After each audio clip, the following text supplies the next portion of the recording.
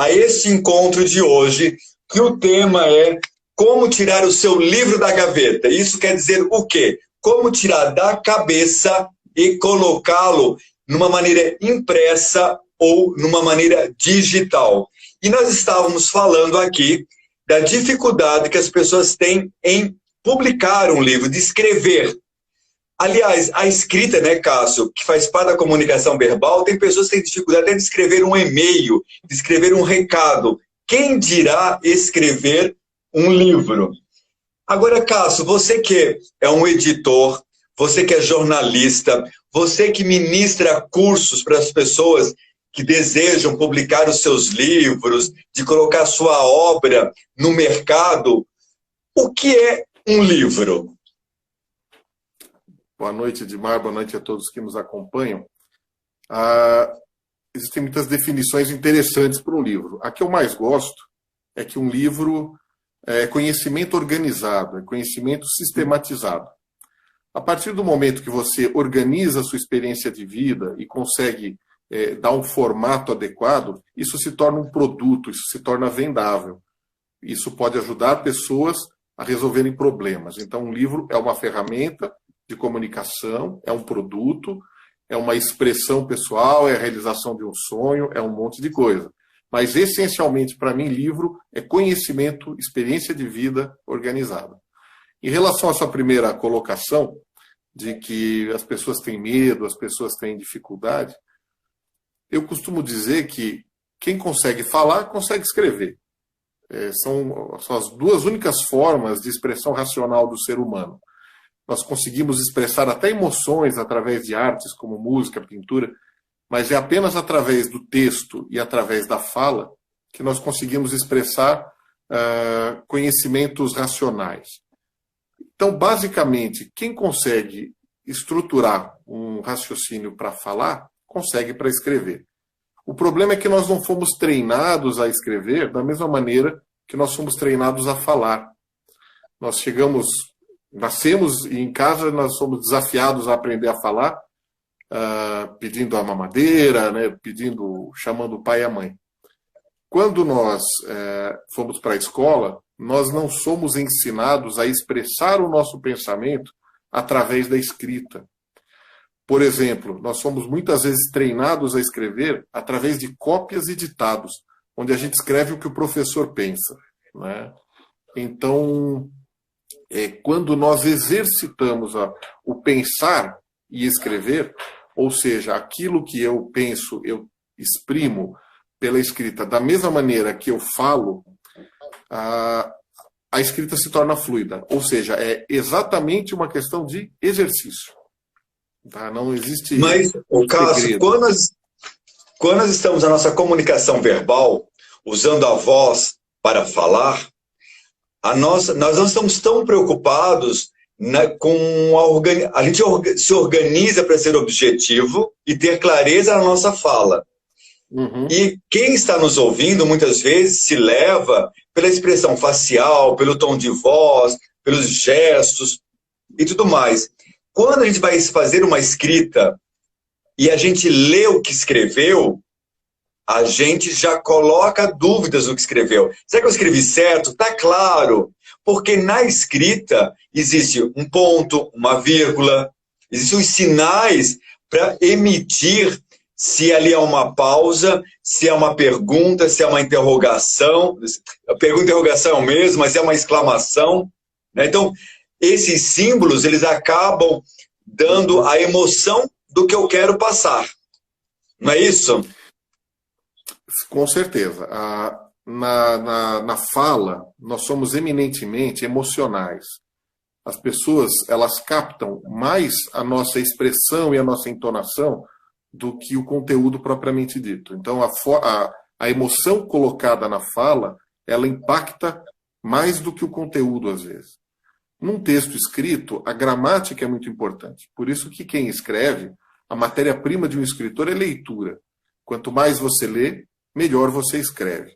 Então, uma lição número 0 para quem pretende escrever livros é ler e ler muito. Porque quando lemos coisas boas, nós absorvemos a gramática naturalmente, aumentamos o vocabulário, fica mais fácil expressar as nossas ideias.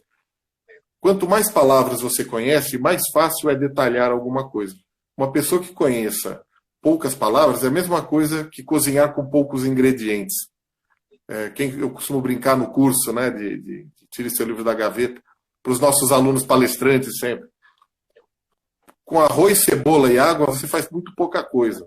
Você pode fazer um arroz, pode fazer uma sopa, pode fazer um bolinho. Mas quando você tem uma infinidade de ingredientes, de legumes, de verduras, de carnes e temperos, você faz uma infinidade de pratos. É a mesma coisa. Quando você conhece mais palavras, mais ideias, mais conceitos, mais raciocínios, fica muito mais fácil você expressar as suas ideias, de elaborar e lapidar. E quando dominamos a gramática, as pontuações, o uso das conjugações, as concordâncias, as pessoas compreendem de uma maneira muito profunda. Tanto que o resultado de palestras é muito bom, é muito proveitoso para impactar as pessoas. Mas para você convencê-las de valores, de conceitos, a leitura é o melhor material. Os dois se complementam de uma maneira fantástica. Eu vejo muito isso no meu instituto, nos cursos de oratória. Muita gente vai fazer o curso de oratória para poder falar bem em público. Só que, muitas das vezes, a dificuldade é ele entrar em contato primeiro com aquilo que ele quer transmitir e depois é a ausência do que falar. Então, muitas pessoas são monotônicas, né? Monossilábicas, né? Então, só tem um tom e só uma palavra, que é sim, não, pode ser, talvez, não sei. Então, aí é que vem o desafio. Então, muita gente acha que fazer um curso de oratória vai ajudar eu a falar muito bem em público. Mas falar muito bem em público é um conjunto que envolve a sua representação interna, os seus conteúdos internos, e é quando você deseja compartilhar isso falando para as pessoas. E a fala, né, o conjunto de palavras que você acabou de colocar, faz com que você tenha uma facilidade de ampliar o que está aqui do seu conhecimento. A escrita, você consegue ser talvez mais... Quando você se empenha para escrever, você consegue elaborar melhor um texto. Porque você tem condições de, antes de chegar à pessoa, você tem condições de revisar, de olhar com mais clareza. A fala já foi dita, né? Então já passou. E quando a gente pensa em escrever, já a escrita é diferente. Olha, Márcia Delfonso, boa noite. Aqui, que bom ver você. Tem aqui Navarro. É que tem alguns nomes que eu não consigo lembrar quem é. Então eu olho pela foto e não consigo destacar direitinho. Mas, ó, eu estou vendo vocês aqui. Cássio, então você diz que o livro é um conjunto de quê? Quando eu falo que a Ellen Dantas é uma escritora internacional, a Ellen Dantas. Ela mora no Canadá há 32 anos, ela tem 2 livros. A Nori, aluna. A Nori que eu aprendi para você hoje, Cássio. Você lembra do meu nome, Edmar? Não, eu não lembro do seu nome. Você é a esposa do Daniel, não é isso? E a Ellen, o livro dela é a história da vida dela de superação. E ela tornou-se escritora no Canadá e vem percorrendo esse caminho. Cássio, qual é a importância... Esse exemplo é bem interessante, Edmar, do que você estava falando agora há pouco, de ter uma história de vida. Muitas pessoas elas têm dificuldade porque elas fazem cursos de oratória, de escrita, que são formas de comunicação. E a comunicação ela é para levar uma mensagem. E as pessoas acabam esquecendo, elas focam no meio e esquecem da mensagem. E todo mundo tem uma história de vida, tem uma experiência, tem algum conhecimento que pode ser útil para outras pessoas, que pode ser proveitoso para outras pessoas. Ninguém vive em vão, né? A gente, às vezes, dá tanta cabeçada na vida para aprender algumas coisas, isso pode ser útil para alguém, né? Então, histórias de vida, conhecimentos, experiências, sacadas, embora, como dizia o sábio Salomão, não existe nada de novo debaixo do sol, né? as coisas já existem aí, mas velhas lições, elas podem ser recontadas através de outras experiências de vida, contextualizadas para outros grupos de pessoas, para outras culturas, para outra contemporaneidade. Então, muita gente às vezes fica com medo, fala, mas isso aqui não é novidade, isso aqui que eu tenho, a minha experiência de vida, tanta gente já passou. Mas é exatamente essa experiência particular de uma pessoa, a história de vida de uma pessoa com um determinado enfoque, que pode ajudar outras pessoas com a mesma percepção, com a mesma vivência, né? Então é relembrar isso, né? Todos nós temos uma história de vida que merece e pode ser contada. Muito bem colocado. E é assim que são as palestras, né? As palestras é um conjunto do seu conhecimento, quando bem focado e você sabendo para quem você quer falar, vai ter público para ouvir e vê-lo, e vai ter público para ler o seu livro. Porque tudo é uma repetição, né? A maior parte dos livros é uma repetição do que já está aí. Mas existe uma afinidade com a forma da escrita, tem escritores que têm uma linguagem mais acessível, escritores que têm uma linguagem mais lúdica, né? Levam para um outro lado. Hoje eu iniciei um curso de escrita criativa. E é muito bacana. Hoje foi o primeiro dia do curso e teve 4 exercícios para a gente fazer no primeiro dia, com jogo de palavras. E o tempo, né? Foi dado 1 minuto e meio para você escrever uma frase com 3 palavras. E ele joga as 3 palavras e você começa a usar a criatividade sem julgamento, né? Deixa sair, deixa colocar. Cássio, quando alguém pensa em escrever um livro, ele está pensando em narrar algo, uma experiência, um conhecimento. Então pode ser um conhecimento pessoal, pode ser um conhecimento técnico. Por exemplo, a gente tem aqui a Elisângela é psicóloga e ela é sexóloga. Anteriormente passou aí o Daniel. O Daniel é médico, cirurgião plástico. A Juliana Croteira, ela é médica, nutróloga e palestrante. Então, qual a importância dessas pessoas em ter uma obra? Porque o livro é uma obra. Qual a importância para elas terem? O livro é um marco. É para o ego ou é para os outros? É para tudo.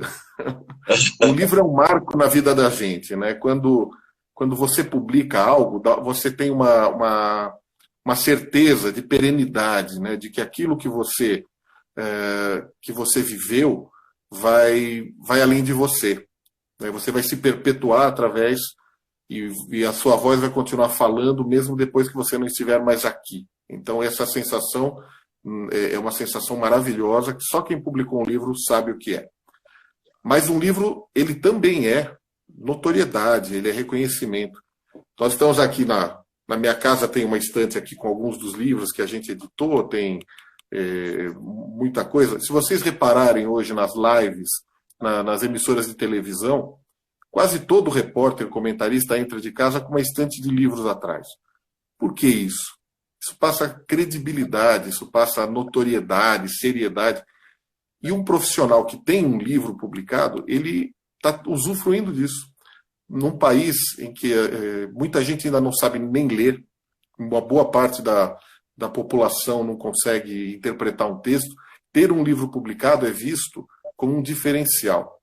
Então, no mercado, para um profissional liberal, professor, um médico, um líder, um executivo, ter um livro publicado mostra que ele domina aquela área. Isso valoriza o profissional. Isso é reconhecido, inclusive no valor. Quando nós contratamos um profissional, nós preferimos alguém renomado, né, alguém notório, a alguém desconhecido. Então, um profissional que tenha conhecimento e distribui esse conhecimento, ele é muito mais bem visto, mais bem aceito e mais bem remunerado. Olha que bacana. E para um palestrante, qual a importância para um palestrante ter um livro? Eu diria que é fundamental. A gente vê palestrante sendo apresentado como ex-funcionário da empresa tal. Um palestrante não é ex alguma coisa, ele é autor do livro tal. O livro é notoriedade, um livro é autoridade. Quando você pensa que o livro é apenas um acessório, não, o livro ele é parte do portfólio de produtos de um palestrante. Tenho muitos clientes palestrantes dos livros que eu produzo, muitos que passaram pela Academia do Palestrante, inclusive, e são produtos complementares. O livro vende a palestra vende o livro. Sem contar, quem é palestrante sabe, hoje os tempos estão cada vez mais exíguos, né? E você precisa, em meia hora, 40 minutos, uma hora no máximo, passar um recado. E você não consegue, numa palestra, passar todo o conteúdo. E é triste ver no final de uma palestra as pessoas querendo mais. Muitos palestrantes sabem o que eu estou falando. Chega no final da palestra e as pessoas procuram e perguntam: você não tem um livro? O que elas estão dizendo com isso? Elas estão dizendo: eu quero mais. E é um pecado a gente não dar mais para essas pessoas sedentas de conhecimento. Então o livro, ele permite, como dizia um mentor meu, permite que você leve o palestrante para casa depois da palestra, para ele continuar com o assunto lá. Isso é muito interessante de ser visto, né? O palestrante não pode deixar de ter um livro. E é interessante porque as pessoas é como elas levassem o palestrante para casa, né? O livro é o palestrante em casa, né? Eu tenho um pedaço do palestrante comigo, né? Então tem um apelo emocional também. E não apenas um pedaço, você leva um conteúdo mais profundo do que o da palestra, que pode ser visto, revisto, anotado, tantas vezes quanto você quiser. Porque muitas vezes o conteúdo da palestra impacta, mas depois ele se perde. Quando a pessoa ela tem o suporte da leitura, ela fixa melhor o conteúdo da palestra e torna aquele conhecimento aplicável, replicável. Entendi. E caso nós hoje estamos cada vez mais digitais. E então, os livros, muito se falou que os livros iam desaparecer, que as livrarias iam fechar e que as pessoas não teriam mais o hábito. O jornal já deixou de ser algo que as pessoas utilizam no dia a dia como hábito, no café da manhã. E o livro? E o livro virtual, né? Temos hoje os livros virtuais e os livros físicos. Há espaço para o livro virtual? Olha, Odete Reis, grande economista que fala sobre finanças, que ajuda as pessoas a ficarem equilibrados nas suas finanças nesta época de pandemia. A Odete Reis também é um caso de sucesso, uma mulher perseverante. Parabéns, Odete Reis, seja bem-vinda a esta live. E o tema dela é como tirar o seu livro da gaveta. Então, Edmar, você me perguntou agora sobre o livro digital e o livro impresso, né? Retomando a nossa primeira pergunta lá no começo, que era um livro, que eu disse que livro é conhecimento organizado, então não interessa onde esse conhecimento está registrado. Ele pode ser...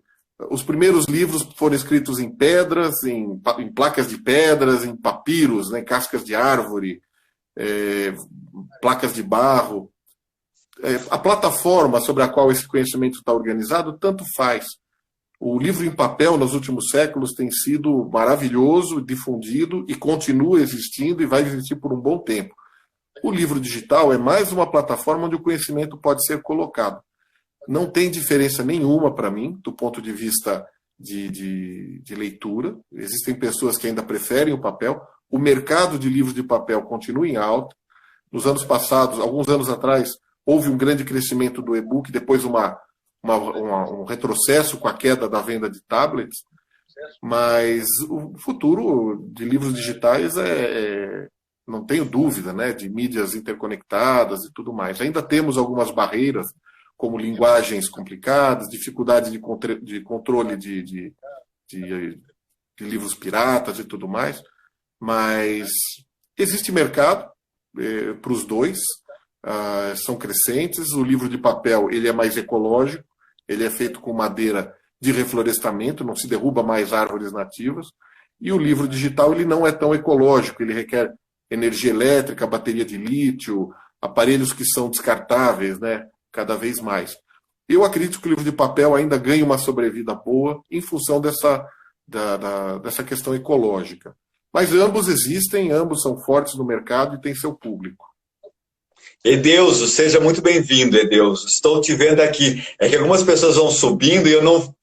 Até eu descobrir quem é, olhando pelo nome, demora um pouco. A questão do livro físico também tem um apego, né? Que você toca no livro, você cheira o livro, você segura o livro, né? Às vezes eu estou lendo os livros, agora estou na área da psicanálise, muitas vezes eu termino de ler e é um conteúdo que mexe, segura, aqui eu falo, meu Deus, né? É como se eu trouxesse o livro para perto de mim, né? Então, existe essa ligação, né? Esse contato físico é gostoso, é importante. Mas como você falou... É importante, mas é a nossa geração. Uma geração que vem agora e atrás, a mais recente, já não tem esse mesmo apego ao tato, né? É diferente. Talvez agora, muitas pessoas que estavam no físico migram para o virtual, né? Porque é natural, está acontecendo. Nós hoje estamos dessa forma. Muitas palestras vão surgir no formato online. As empresas vão se adaptar para isso, porque perceberam que isso é possível. Eu sou uma experiência viva desta área. Percebo o quanto que é possível, aquilo que há um tempo atrás eu tinha uma certa resistência, acreditando que haveria uma dificuldade de conexão, mas eu vejo até na própria psicanálise, porque nessa pandemia foram liberados os atendimentos virtuais, online. Até então, se tinha uma resistência em relação a essa questão. Eu estou dando meu primeiro curso de palestrante no formato online, ao vivo.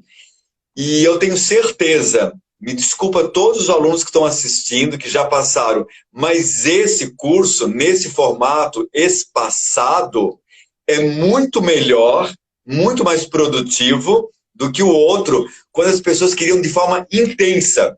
Eu já não gostava do intensivo, eu gostava do extensivo. O extensivo as pessoas não iam, porque achavam que era muito longo, senso de urgência. E nesse formato agora, que eu consigo ficar com os meus 10 alunos e fazendo exercício, refletindo, eu percebi que a qualidade da entrega foi maior do que no virtual. Porque se eu oferecesse para as pessoas um curso nesse formato, no presencial, com vários encontros à noite, as pessoas iam criar algum problema para não ir. A sua negação. Cássio, também no mercado editorial, para alguns palestrantes ou para autores que não são palestrantes, eu percebo a seguinte situação.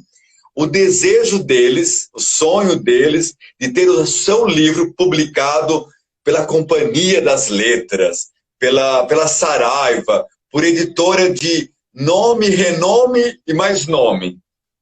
E nem sempre isso significa que vai trazer para você uma renda maior ou que esse livro vai vender muito mais. E algumas pessoas têm muita resistência quando é oferecido uma produção independente. Tem uma editora por trás, só que ela não vai... Ela pode até fazer a distribuição do livro, mas ela entrega nas suas mãos.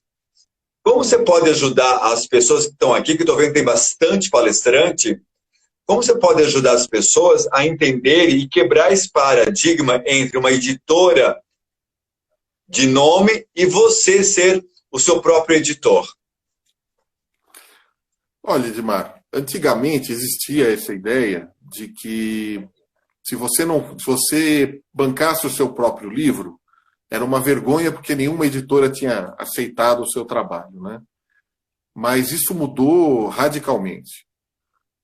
Nos últimos anos, até grandes editoras estão trabalhando, e trabalhando bastante. Peraí, que caiu aqui no Facebook. Peraí, o João já vai... Eu que desliguei. Esquece, continua aqui no Instagram. Então, tá bom. Tem algumas pessoas nos ouvindo por lá, mas vamos lá. Então, as grandes editoras mesmo já entraram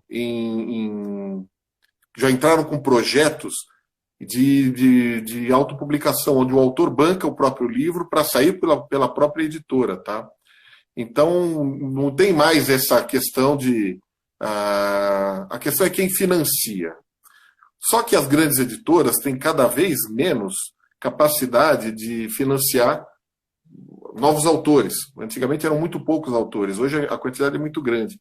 E quando você mesmo financia, você consegue não apenas agilizar o lançamento, mas um retorno financeiro melhor. Porque você vai ficar com um percentual maior das vendas do que se você fizesse por uma editora. São duas oportunidades válidas, são dois caminhos, né? Para você lançar um livro por uma editora, existe uma concorrência muito grande, muitos autores, 95% do que é oferecido para as grandes editoras é recusado, né? Então, é muito difícil as pessoas conseguirem um espacinho nas grandes editoras. Mas existe ainda e é uma possibilidade. Para quem não consegue via editoras renomadas, existe a possibilidade da autopublicação, ou do livro independente, né? Porque hoje você tem tiragens a partir de 100 exemplares. Você consegue produção de pequena escala que viabiliza a produção de um livro, né? Então isso... E você consegue colocar o livro em distribuidoras, vender pelas redes sociais, vender... Os canais hoje são muito diversos, né? As lojas online se multiplicam. Muitas livrarias físicas fecharam no Brasil, não por queda no mercado editorial, mas por má gestão mesmo. Pequenas livrarias estão crescendo, as lojas virtuais estão crescendo de livros, tem cada vez mais lojas virtuais. Então, são duas opções, né? Depende muito da capacidade de investimento. E eu costumo dizer, quando eu converso com algum autor, às vezes compensa um, às vezes compensa o outro. Depende muito da estrutura que a pessoa tem, para quem o produto que ela tem para oferecer. Tá? Então, alguns livros, eles não precisam de uma estrutura de uma editora para alavancar. Outros precisam. Então, é uma questão de analisar cada projeto, né? E, Cássio, quando a gente pensa numa editora independente, talvez esteja mais próximo de você realizar o seu sonho e tirar da gaveta, né, e colocar à disposição do seu público a sua obra. Porque muitas pessoas deixam de produzir conteúdos, deixam de produzir um bom livro, justamente porque não conseguiu ser, em algum momento, atendido por uma grande editora. Imagina, numa editora, a quantidade de livros que chega para ser publicado, né? E qual é o processo de seleção que eles têm para escolher? Nós vamos investir nesse autor ou não vamos investir? Precisa de um QI, não precisa de um QI? Tem uma série de etapas que devem ser cruzadas. Grandes editoras do Brasil, muitas são multinacionais, que já trazem catálogos do exterior, então boa parte do portfólio deles no Brasil é de livros estrangeiros, o que já limita a entrada de novos autores, né? Isso é uma realidade, não tem como negar. Mas as editoras grandes também procuram novos autores brasileiros, mas não existe, nenhuma editora tem orçamento ilimitado para lançar tudo que aparece. Então muita coisa boa acaba ficando de fora mesmo. Nós temos no Brasil muitos autores maravilhosos e que não conseguem espaço nas grandes editoras, porque não tem espaço mesmo, não cabe tudo. E aí o que sobra é a autopublicação. E eu já conheço um movimento, nos últimos anos, de muitos escritores que eram autores em grandes editoras irem para a autopublicação. Eles têm as portas abertas nessas grandes editoras, contudo, como eles têm uma capacidade de distribuição própria, né? Vendem em eventos, vendem em palestras e tudo mais, eles não dependem mais da grande editora. Eles mesmos bancam o livro, comercializam e ficam com o filé mignon da venda, com 100% do preço de capa. Quando um autor que ele é remunerado pela editora num contrato convencional, ele tem em média 5%, de 5% a 10% no máximo, de um preço de capa de um livro. Então, compensa muito mais para um palestrante, para um profissional liberal, ele ser o dono do investimento, né? A Cris, ela fala o seguinte aqui. Ela fala, se o livro for bom, na minha opinião, a marca da editora é o que menos importa. Aí vem a Anne e fala o seguinte: o problema, às vezes, é a qualidade da edição, Cris, né? Então, para a Cris, se o livro for bom, não importa. Agora, para a Anne, ela já percebe que muitas pessoas produzem livros realmente de forma independente, com um péssimo acabamento, né? Não tem orelha, o papel é fedido, tem uma série de... É mais dizer que tem um livro, né? Do que é um livro, não olha como uma obra. Eu faço o livro há um quarto de século. Vou pegar um aqui para mostrar. Pode falar. E eles saem perfeitos, eles são feitos nas mesmas gráficas que as grandes editoras fazem. Isso não significa... Uma edição independente não significa queda de qualidade. Erro de português também sai em livro de grande editora. Erro de português sai em qualquer livro.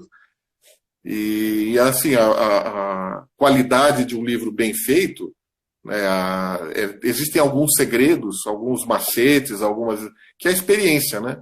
Eu posso falar com tranquilidade aqui que essas centenas de livros aí que eu editei nos últimos anos, pouquíssimos saíram com problemas de impressão, com capa torta, com papel vagabundo, e nesses casos a gente refez, não teve problema.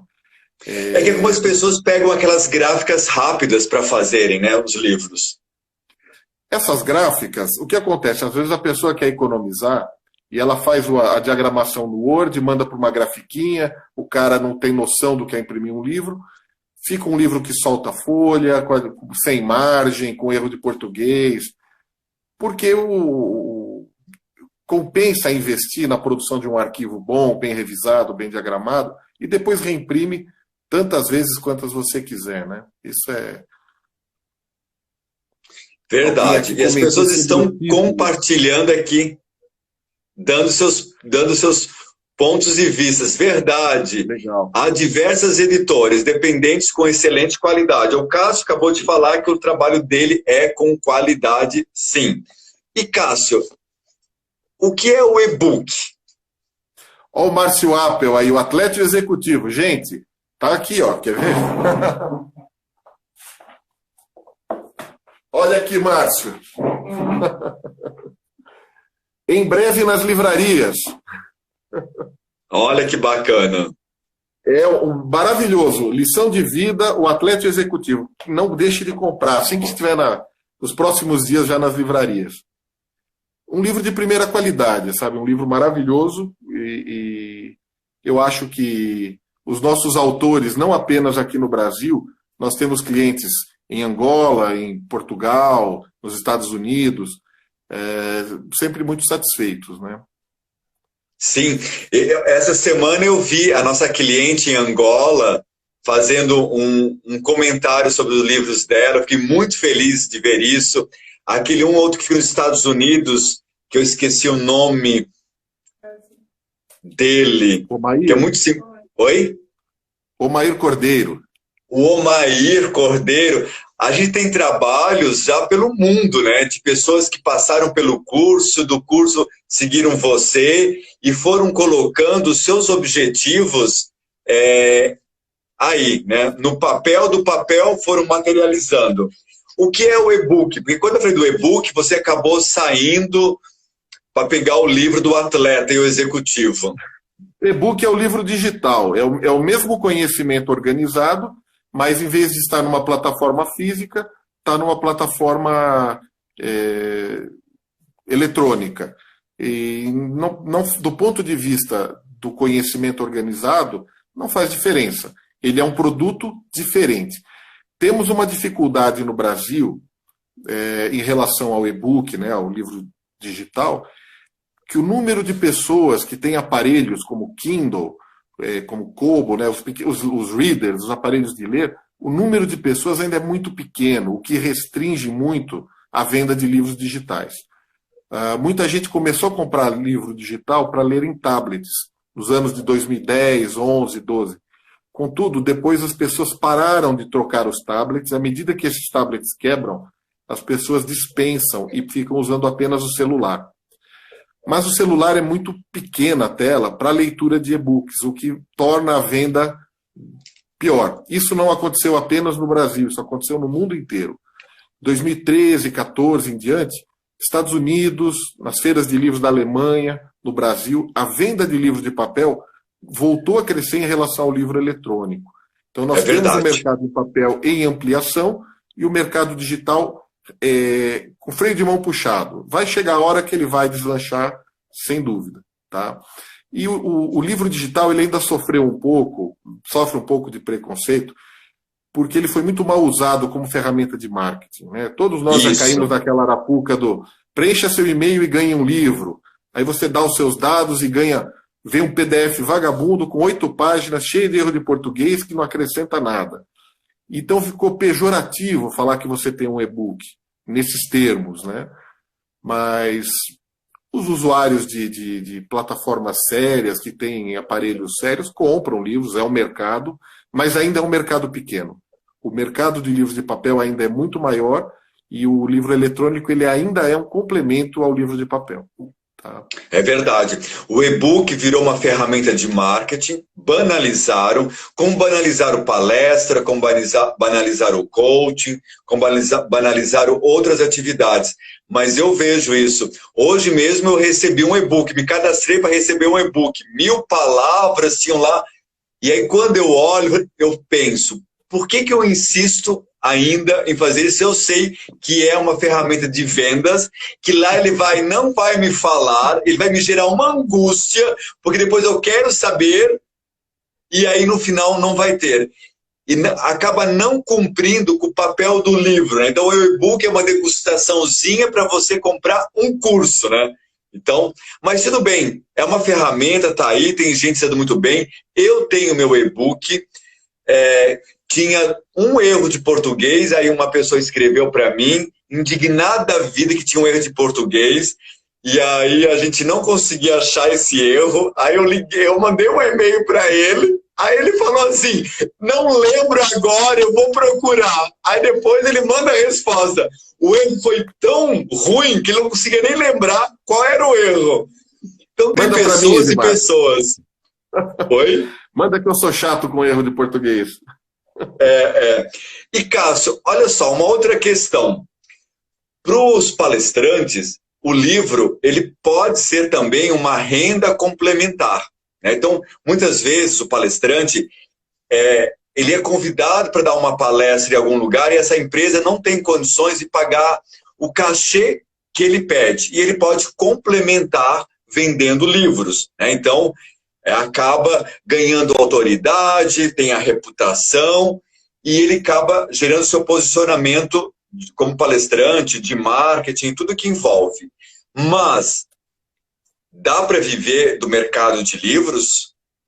Com um livro, possivelmente não.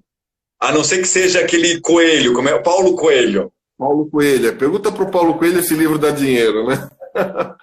Olha, eu tenho autores, palestrantes, para os quais eu edito o livro há mais de 10 anos, alguns já há mais de 15 anos. E para os quais, alguns livros antigos, eles fazem reimpressões de 1.000, 2.000 livros por ano. E, os quais eles vendem a preço cheio, livros que eles vendem a 35, 40 reais nos eventos deles, e que custa para eles menos de 10 reais.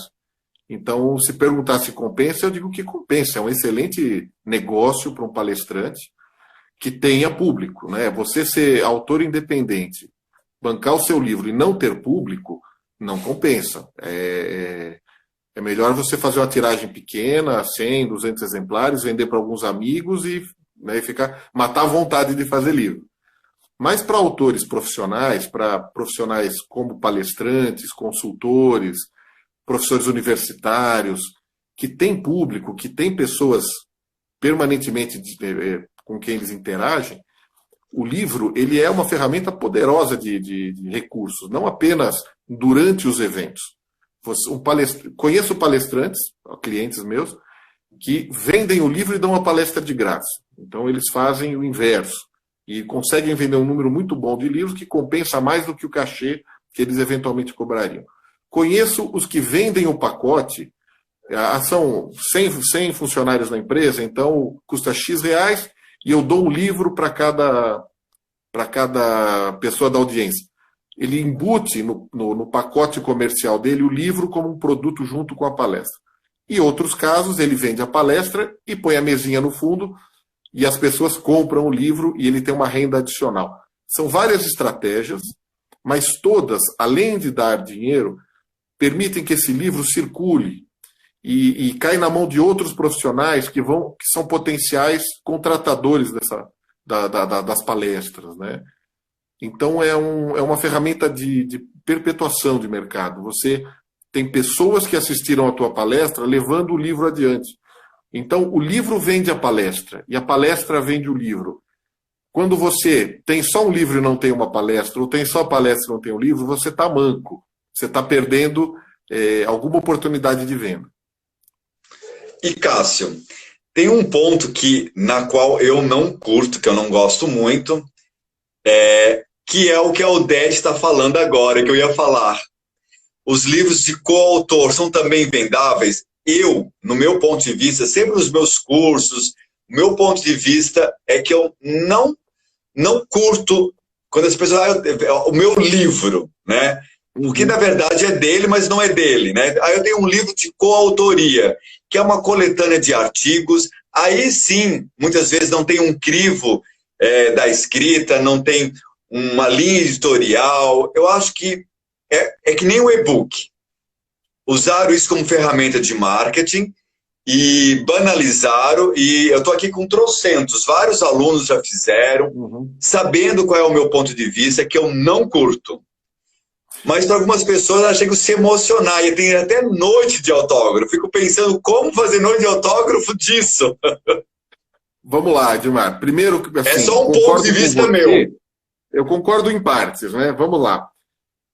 Quando você é coautor de um livro, você não vai dizer que é autor de um livro. Você pode chegar e falar, olha, esse é um livro do qual eu sou coautor de um livro. É diferente, né? Mas não é de todo ruim. O livro de coautoria, ele deveria ser a porta de entrada para pessoas que ainda estão com dificuldade, que não têm muita convicção. Escreve um artigo, publica num livro de coautoria para dar o primeiro passo nesse mundo. Eu vejo com tristeza pessoas que já entraram em 3, 4, 5, 10 livros de coautoria e gastaram, o montante que elas gastaram, elas teriam pago 2, 3, 4 livros, independente só dela, né? Que dá muito mais autoridade. Essa é a questão financeira. O que eu vejo com mais tristeza nos livros de coautoria é que muitos são meramente caça-níqueis e bons profissionais publicam textos maravilhosos ao lado de pessoas medíocres e com textos nitidamente surrupiados de outros autores. Textos que são colagens de blogs e de outros textos. E é muito preocupante um profissional sério ser colocado lado a lado com profissionais desse naipe, né? Então, essa é a minha preocupação em relação a livros de coautoria. Já coordenei projetos de coautoria maravilhosos, onde os autores são reunidos e nós negociamos o conteúdo para ver uma complementariedade de assuntos. Então, é uma negociação para que o livro saia com uma qualidade linear, homogênea, né, em termos de tamanho, de conteúdo, diferente de alguns projetos que a gente vê por aí, que são meros caça-níqueis. Para uma pessoa, só para ter uma ideia, eu sei quanto se paga no mercado aí de preço de coautor, eu posso dizer com tranquilidade que 2 artigos em coautoria você paga um livro seu. Sem dúvida. Tá? É isso, essa é a conta. É isso mesmo. Então, assim, a pessoa fez um para experimentar, legal, valeu. Não precisa do segundo. Vá para o seu livro com o seu nome na capa. É outra história. É outro negócio, dá mais credibilidade. Essa área do conhecimento, né, tem um grupo de empresários, de colegas até, que sempre vê a dor do outro, o desejo do outro, mas de uma forma de explorar. Então tem gente que não tem perfil para ser palestrante, mas diz para fazer o curso. Tem gente que não tem perfil para ser coach, mas tem que fazer o curso de coaching, porque baixou um e-book, porque pegou 4 vídeos.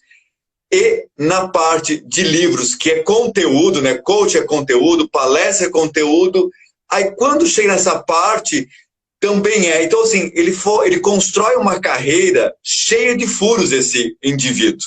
Né? Porque ele fez um curso na qual era mais o sonho da pessoa que estava dando o curso, de ter o curso, do que transformar pessoas em bons palestrantes. Eu vejo muito disso. O cara da editora está mais preocupado em ele se salvar como editora do que produzir bons conteúdos. E no coaching é a mesma questão. Então, todos eles, né, as editoras, profissionais que dão cursos de coaching, profissionais que dão curso de palestrante, eu sou um desses todos. Eu trabalho com tudo isso. Eu vejo eles literalmente se perdendo para realizar sonho de pessoas furadas, né? Então eu fico com esse sentimento vazio do conhecimento, onde nós poderíamos estar capacitando melhores profissionais para serem palestrantes mais conscientes dos seus trabalhos, entendendo que isso é um negócio, que é uma carreira, que você precisa de um processo, de uma jornada para se alavancar. Vem esses infelizes e dizem, se você fizer essa coletânea, você vai aumentar 30% dos seus honorários. Chega a ser patético. Mais patético as pessoas acreditando nesse bilhete premiado que as pessoas ficam falando, né? Então, parece que o caminho mais fácil é o enganoso. E produzir um livro dá trabalho, né? Porque você tem que escrever, tem que organizar as ideias. E essa é a minha próxima pergunta. Como construir um livro?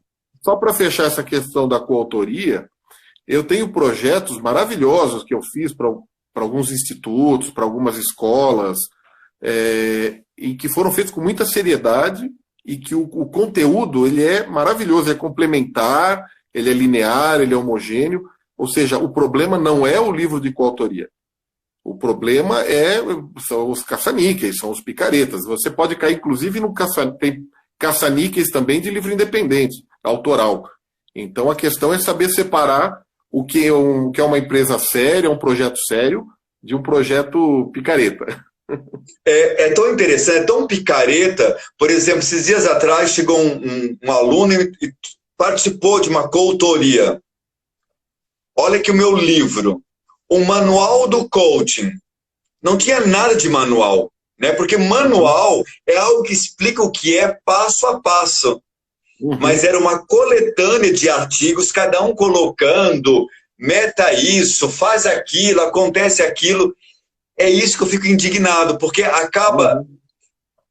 São duas competências que são destruídas. A competência do livro, que não é um livro, ele fala que é um manual, que não é um manual, e fala do coaching sem saber o que é o coaching. Então, fica tudo destruído.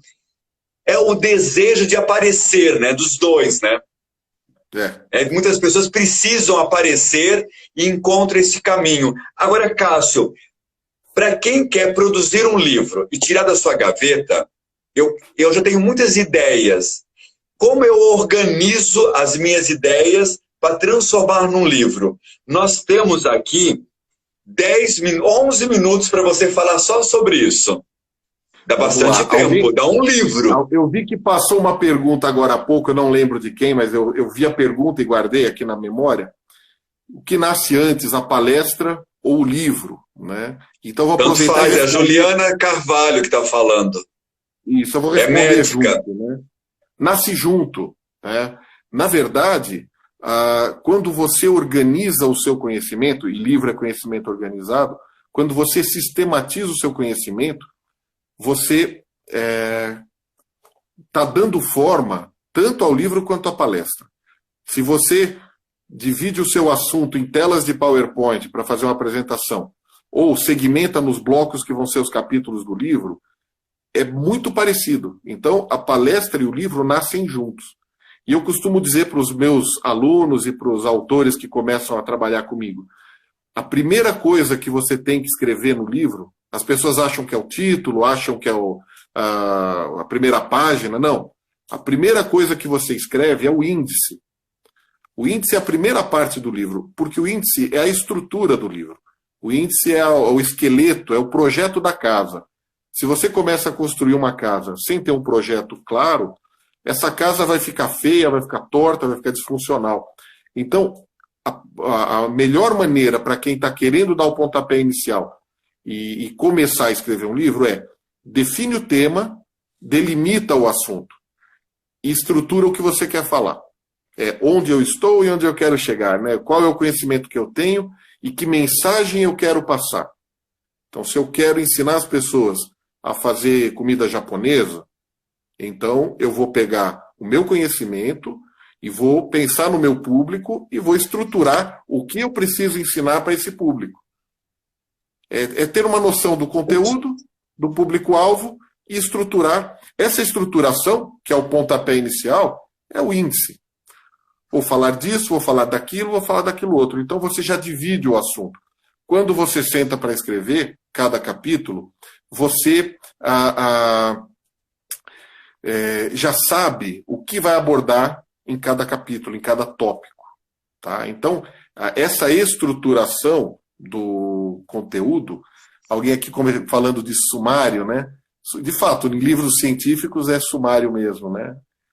Agora, quando você tem essa estruturação do conteúdo, você não se perde. Muita gente tem a síndrome da tela branca, né? Senta na frente do computador, digita uma frase, volta, apaga, volta, aquela tela piscando branca na frente, vai na geladeira, volta. Por quê? Não sabe aonde precisa chegar. Se você já tem um roteiro a ser percorrido, capítulo 1, vou abordar os tópicos, tal, tal, tal. Capítulo 2, tal, tal, tal. Você senta no computador já sabendo o que você vai escrever. Então, isso é o melhor antídoto para o medo. As pessoas têm medo do desconhecido. Elas têm medo de começar a escrever e não saber onde terminar. Quando você começa a escrever um livro, você precisa saber aonde você vai terminar e, digo mais, você precisa saber o tamanho que o livro vai ter. Muita gente pensa que escrevo, depois eu vejo o tamanho que deu. É exatamente o oposto. Como numa casa, você não começa a construir para depois ver quantos metros quadrados ela tem. Você tem que ter o cálculo antes de começar a construir, quantas portas você compra, quantos metros quadrados de piso, né? É exatamente a sequência, né? Então, quando você já sabe que tópicos abordar, como você dividir o seu assunto, você já designa quantas páginas você escreve para cada tópico. Então você já sabe que você precisa escrever 2, 3 páginas sobre tal assunto, 3, 4 páginas sobre tal assunto. Então facilita. E uma regrinha de ouro aqui, para quem não sabe, um livro, tá aqui é um livro de coautoria do nosso amigo Ícaro, lá do Instituto Vem Saber. Um livro, ele é 14 por 21 centímetros. Ele é metade de uma página de A4.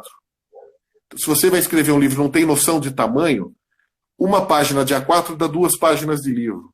Você quer um livro de 100 páginas, escreva 50 páginas de A4.